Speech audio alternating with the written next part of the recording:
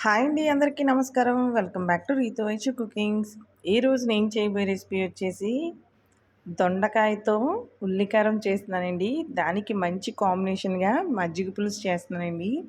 చాలా బాగుంటుందండి, చాలా టేస్టీగా కూడా ఉంటుంది.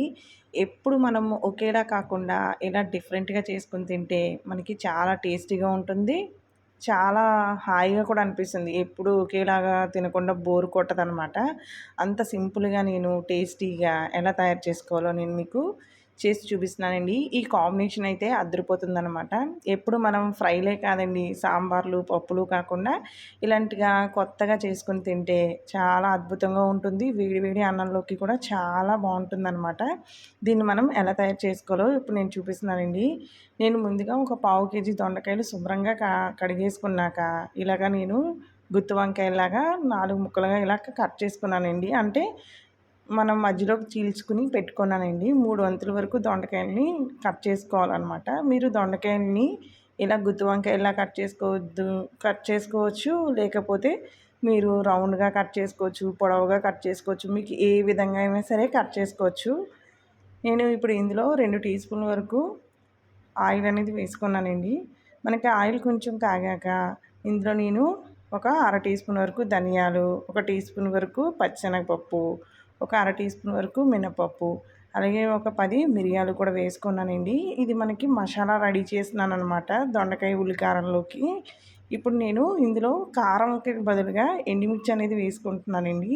ఎండుమిర్చి అనేది మనం తీసుకున్న దొండకాయలను బట్టి, అలాగే మనం తినే కారాన్ని బట్టి ఎండుమిర్చి అనేది అడ్జస్ట్ చేసుకోవచ్చండి. నేను సుమారు ఒక 5 మిరపకాయల వరకు వేసుకున్నానండి. ఇందులో నేను ఒక 5-6 వరకు వెల్లుల్లి వేసుకున్నాను. ఇప్పుడు ఇందులోనే నేను ఒక 2 మీడియం సైజు ఉల్లిపాయలు కూడా ఇలాగ సన్నగా తరిగి పెట్టుకుని దీన్ని మనం కొంచెం మగ్గేంత వరకు వేగించుకుంటే సరిపోతుందండి. ఇది మనకి బాగా ఫ్రై అయిపోనవసరం లేదండి. కొంచెం మనకి ఉల్లిపాయ అనేది మెత్తబడితే సరిపోతుందనమాట. ఇప్పుడు ఇందులో నేను ఒక 2 పిక్కల వరకు చింతపండు అనేది తీసుకున్నానండి. దీనివల్ల టేస్ట్ అనేది చాలా బాగుంటుందండి.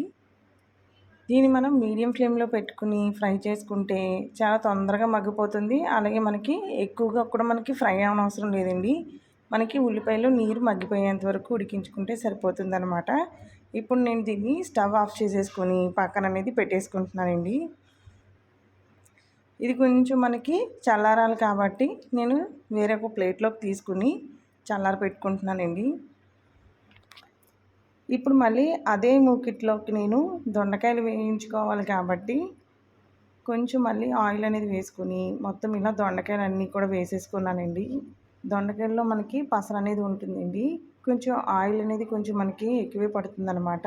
దీన్ని మనం మీడియం ఫ్లేమ్లో పెట్టుకొని ఫ్రై చేసుకుంటే బాగా ఫ్రై అవుతాయండి అన్నీ ఈవెన్‌గా కూడా. ఈ లోపల మనం ముందుగా చల్లారి పెట్టుకున్న మసాలా అంతా కూడా ఈ లోపల మనం మిక్సీ అనేది పట్టేసుకోవాలండి.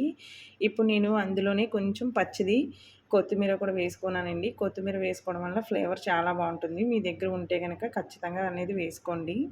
ఇప్పుడు నేను దాన్ని మిక్సీ అనేది పట్టేసుకుంటున్నానండి. మనకి చాలా సింపుల్‌గా చేసేసుకోవచ్చండి ఈ కర్రీ అనేది. మనకి కేవలం దొండకాయలు, ఉల్లిపాయలు ఉంటే సరిపోతాయండి. ఇలాంటి సింపుల్ కర్రీని మీరు కూడా తప్పకుండా నేను చెప్పిన విధంగా అయితే ఒకసారి ట్రై చేయండి. చాలా చాలా టేస్టీగా ఉంటుందనమాట. చూసారు కదా, మనకి దొండకాయలు అనేది మనకి ఒక 60% మనకి ఫ్రై అయిపోయినాయి కదండీ. ఇప్పుడు నేను ముందుగా సిద్ధం చేసి పెట్టుకున్న ఈ మసాలా అంతా కూడా ఇందులో వేసేసుకోవాలండి. ఇప్పుడు మనం కొంచెం వాటర్ అనేది మిక్సీ జార్లో వేసుకొని మిక్సీకున్న ఈ కొంచెం మసాలా అంతా కూడా అందులో కొంచెం వాటర్ వేసేసుకొని కొంచెం అందులో వేసేసుకుంటే సరిపోతుందండి. మనకి మొత్తం బాగా మగ్గిపోతుందనమాట. ఇందులో ఇంకా మనము కారం కానీ ఏమీ వేసుకోనవసరం లేదండి. మీరు గనక ఎండుమిరపకాయలు ఇష్టం లేదు అనుకుంటే మాత్రం మనం కారం అనేది మీరు ఈ మసాలాలు ఉల్లిపాయలతోటి మనం వేసుకున్నప్పుడే అప్పుడే మీరు కారం కూడా వేసేసుకొని మీరు మిక్సీ అనేది ఆడేసుకోవచ్చండి. కాకపోతే ఏంటంటే ఇలా చేసుకోవడం వల్ల మనకి డిఫరెంట్ టేస్ట్ ఉంటుంది. అలాగే చాలా రుచిగా కూడా ఉంటుందండి. ఒక్కసారి అయితే ఇలా ట్రై చేయండి, చాలా బాగుంటుందండి. ఇప్పుడు నేను కూరకి తగ్గట్టుగా కొంచెం పసుపు వేసుకున్నాను. అలాగే నేను సాల్ట్ కూడా వేసుకున్నానండి రుచికి సరిపడగా. కొంచెం ఇలాంటి కర్రీస్‌కి కొంచెం తక్కువ ఉప్పు అనేది వేసుకోండి. దీన్ని మనం సిమ్‌లో పెట్టుకొని బాగా ఫ్రై చేసుకుంటే సరిపోతుందండి. బాగా ఇది మనకి ఆయిల్‌లోనే బాగా ఫ్రై అయిపోతుందనమాట. ఇది మనకి వేడి వేడి అన్నంలో గానీ, చపాతీల్లో గానీ, రోటీస్‌లో గానీ చాలా బావుంటుందండి. చూసారు కదా! చాలా కలర్ కూడా ఇప్పుడు మంచిగా అయిందండి. ఇప్పుడు మనకి పాన్ అంతా కూడా మనకి సెపరేట్ అయిపోతుందండి. మనం వేసిన ఈ ఉల్లిపాయ కారం అంతా కూడా మనకి పాన్‌కనేది ఎక్కడ అంటుకోకుండా మనకి మొత్తం అంతా ఇలా వచ్చేసింది అంటే మనకి ఫ్రై అనేది రెడీ అయిపోయినట్టేనండి. చూసారు కదా! దొండకాయ ఉల్లికారం అనేది చాలా ఈజీగా చేసేసుకోవచ్చండి. మీరు వంట రాని వాళ్ళు కూడా ఈ రెసిపీని చూసి చాలా అద్భుతంగా చేసుకుంటారు. అలాగే బ్యాచిలర్స్ కూడా చాలా ఈజీగా చేసేసుకోవచ్చండి. మనం కొంచెం టైం పెట్టుకుంటే మార్నింగ్ మనకి లంచ్ బాక్స్‌లో కూడా ఇలాగ ప్రిపేర్ చేసేసుకోవచ్చండి. అంత సింపుల్‌గా, టేస్టీగా అయిపోయే ఈ దొండకాయ ఉల్లికారాన్ని మీరు కూడా తప్పకుండా నేను చెప్పిన విధంగా అయితే ఒక్కసారైతే ప్లీజ్ ట్రై చేయండి. అలాగే మనకి దీనికి కాంబినేషన్ ఎప్పుడు కూడా మనకి పప్పు గానీ, సాంబార్ గానీ పక్కన పెట్టుకొని మనం తింటాం కదండీ! అలా కాకుండా కొంచెం డిఫరెంట్ టేస్ట్ తోటి మనం మజ్జిగ చారు చేసుకుంటే అబ్బబ్బా! ఏముంటదండి అన్నం. ఒక కంచం కాకుండా 2 కంచాలు తినేసే అంత రైస్ తింటామనమాట. అంత అద్భుతంగా ఉంటుందండి దీని కాంబినేషన్. ఇప్పుడు నేను మంచిగా సర్వింగ్ ప్లేట్‌లోకనేది తీసేసుకున్నానండి కూర అనేది. ఇప్పుడు చూస్తేనే టెంప్టింగ్ అవుతున్నాం కదండీ! అంత టేస్టీగా ఉంటుందనమాట ఈ దొండకాయ ఉల్లికారం అనేది. అలాగే నేను ఇప్పుడు ఒక్క మంచి మజ్జిగ చారు అనేది మీకు చేసి చూపిస్తున్నానండి. చాలా టేస్టీగా ఉంటుంది ఈ కాంబినేషన్‌తో తింటే. మొత్తం అన్నం అంతా లొట్టలేసుకొని తినేస్తామనమాట. ఇలా మనం పెరుగనేది ఇలా విస్కర్‌తో గానీ, మీరు మిక్సీ జార్‌లో కూడా వేసుకొని కూడా మనకి పెరుగనేది ఇలాగా మనం ఉండలు లేకుండా చేసుకోవాలండి. కొంచెం చిక్కగా ఉంటేనే మజ్జిగ చారు చాలా బావుంటుందండి. ఇప్పుడు నేను ముందుగా స్టవ్ వెలిగించుకొని పాన్ అనేది పెట్టుకున్నానండి. దీనికి మనకి ఆయిల్ కూడా మనం ఎక్కువ వేసుకోనవసరం లేదండి.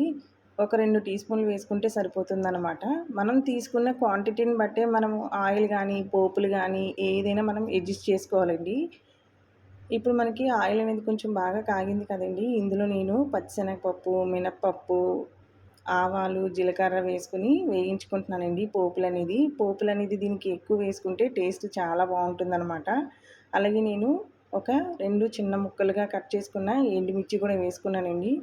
ఒక 4 ముక్కలుగా. అలాగే కొద్దిగా కరివేపాకు కూడా వేసుకొని ఒక్కసారి ఇలా ఫ్రై చేసుకోవాలండి. ఇందులో అల్లం, పచ్చిమిర్చి, ఉల్లిపాయ ముక్కలు ఎక్కువగా వేసుకోవడం వల్ల మజ్జిగ చారుకి మంచి టేస్ట్ వస్తుందండి. కొంచెం మనం చిన్న చిన్న ముక్కలుగా కట్ చేసుకుంటే మనం తింటున్నప్పుడు ఫ్లేవర్ చాలా బావుంటుందండి. ఇందులో నేను 2 పచ్చిమిర్చి కూడా వేసుకున్నానండి. చూసారు కదా! మనం స్టవ్ అనేది సిమ్‌లో పెట్టుకుని వేసుకుంటేనే మనకి అన్నీ బాగా ఫ్రై అవుతాయండి. నేను చిన్న చిన్న ముక్కలుగా కట్ చేసి పెట్టుకున్న ఈ ఉల్లిపాయను కూడా ఇందులో వేసుకున్నాను. ఉల్లిపాయ వేసుకోవడం వల్ల మజ్జిగ చారుకి మంచి ఫ్లేవర్ వస్తుందండి.